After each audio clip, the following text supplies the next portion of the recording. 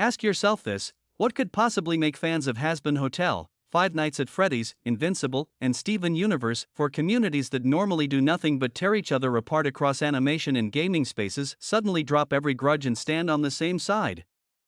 The answer, almost too absurd to believe, is a single animated movie called Lesbian Space Princess. And the real irony here isn't just that a movie managed to attract this much hate, it's who's doing the hating. This is a film with the word lesbian right there in the title, and yet it's being rejected hardest by the exact community it was made for, the LGBT audience itself. Not just mild disapproval. Either, the kind of backlash that gets fandoms who normally treat each other as enemies to call a temporary truce just to dogpile one shared target. So today I'm digging into the whole story, what this movie is about, why it's being disowned by its own family, and a pattern that keeps showing up lately in entertainment movies critics rave about while general audiences bury them in the ratings. This isn't just about one movie.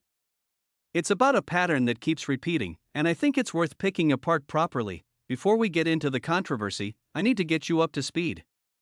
Quick rundown for anyone who hasn't seen it: spoiler warning, skip ahead if you wanna go in blind. I sat through the full 90 minutes of this movie myself, so at least you can trust this summary is accurate. The film is set in Platopolis, a society made entirely of lesbians, already telling you this is a fantasy world built specifically around the premise, not a queer couple dropped into an otherwise ordinary setting. Syra and Kiki just broke up after exactly 2 weeks of dating, a relationship so short it feels like a deliberate joke on the writer's part. Right after the breakup, Kiki is kidnapped by a group of villains literally named the Straight White Mollians. Once the most powerful species in the universe, now on the decline, and desperate for Syra's battle axe, a weapon tied to the lesbian community, to use as a chick magnet since they can no longer pull anyone. Yes, the film's main villains are chasing a magic weapon not to conquer the universe, but to get their dating lives back on track. That's the strain of absurdist humor the movie is chasing throughout. Syra sets off to rescue Kiki with Willow, a former K-pop idol who got kicked out of her group, and Blade, a drag queen who helps summon the axe only to betray her and try to steal it for himself the moment he gets the chance.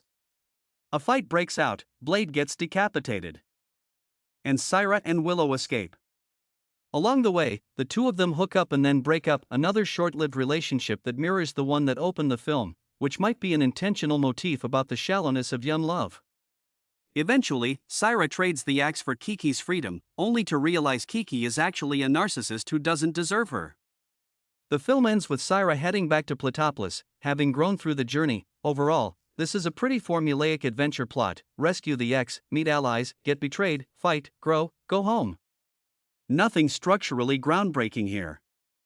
So if it's not the plot, where's the actual problem? First thing I need to make clear: not everyone who watches this movie hates it.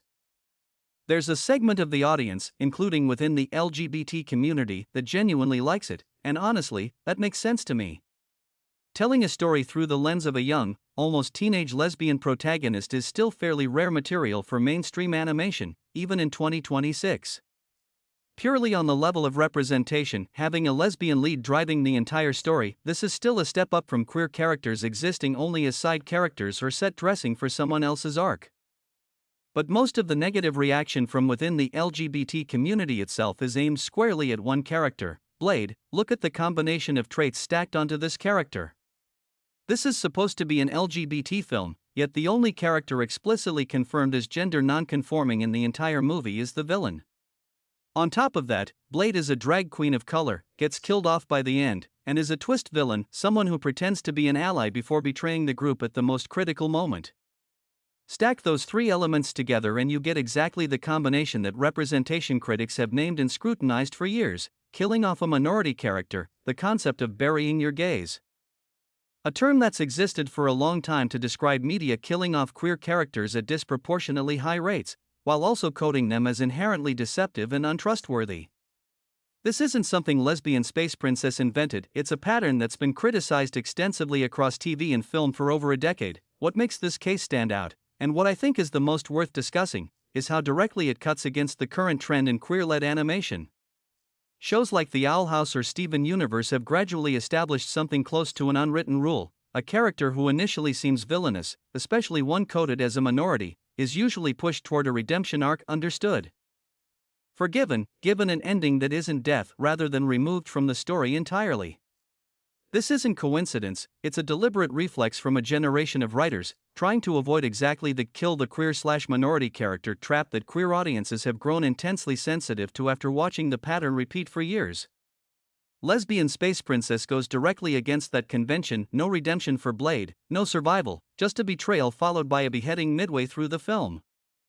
Set against a genre that's been actively steering away from this exact move for years, the decision reads less like a bold, intentional subversion and more like a noticeable step backward. This becomes even more sensitive given that the film had already put its own villains under a directly confrontational name, straight white Malians, right from the start.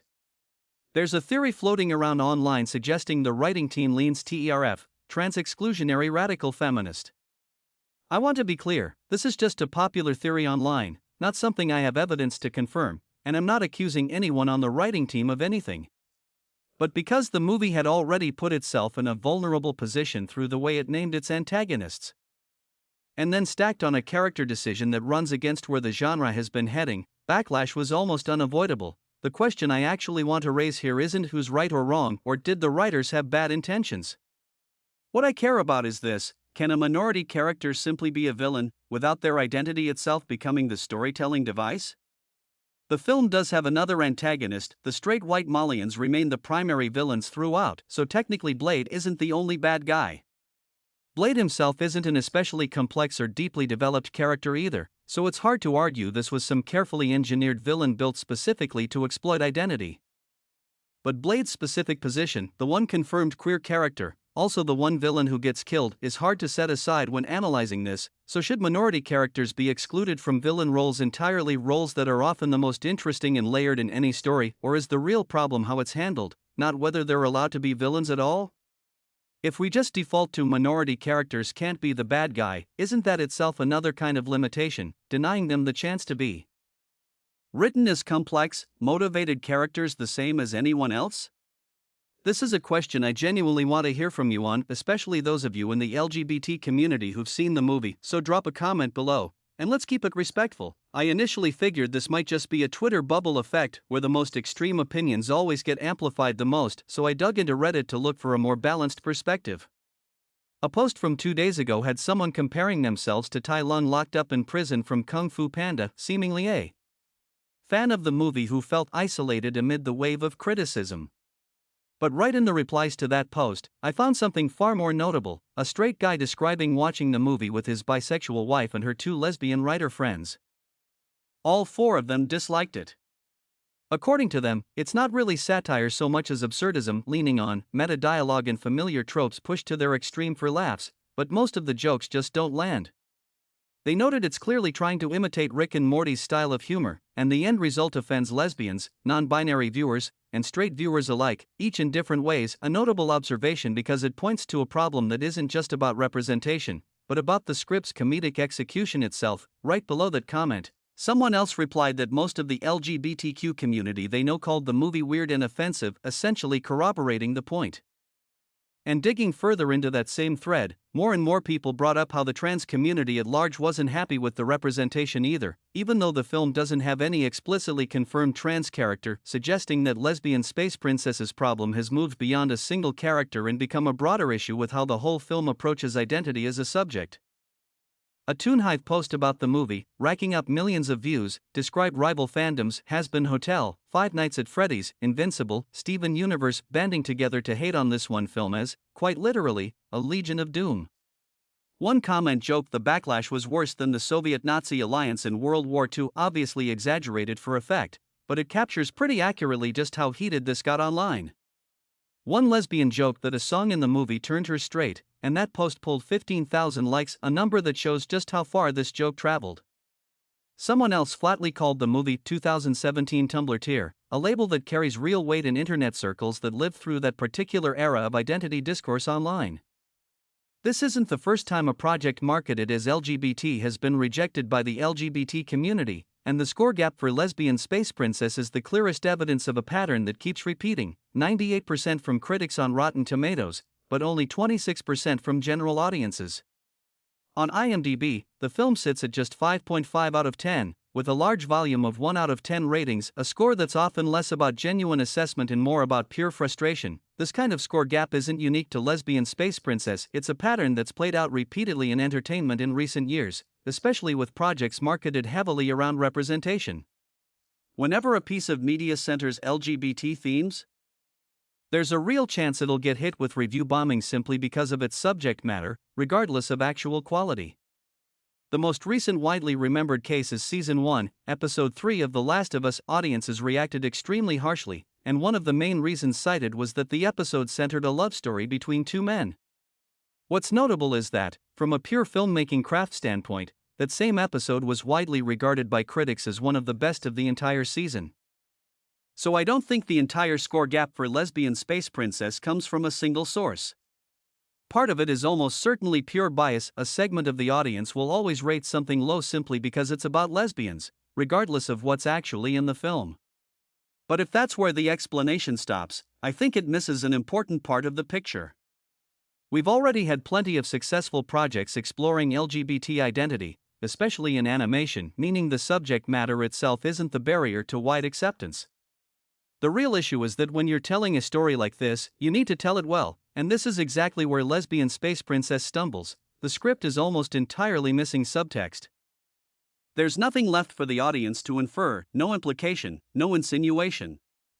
When a character feels something, they say it out loud immediately, with no detour. The clearest example is a moment where a character suddenly blurts out, "I have a huge crush on you," with no build-up beforehand, no body language or situational cues leading into it, just a flat, direct declaration. Right after, the character even startles and asks if she really said that out loud, a moment that could have landed as genuinely charming with more setup, but instead comes off fairly awkward due to the lack of context leading into it. This is the core issue, when characters leave nothing for the audience to read between the lines. They slide easily into stereotype, no matter how good the writer's original intentions were. A character who keeps flatly declaring exactly who they are and what they want loses depth, and a character without depth is extremely easy to reduce down to a stereotype, whether that stereotype is positive or negative. In other words, with the same representation and the same cast of characters, a more carefully written script could have avoided most of the criticism Lesbian Space Princess is now facing. The issue isn't should this story be told, it's was this story told carefully enough, and based on what I've seen, the answer leans toward no. Conclusion: so is the movie as bad as Twitter is making it out to be? Not really. Is it the worst movie of the year, as some of the more exaggerated comments claim? Definitely not. But is it good, in my opinion?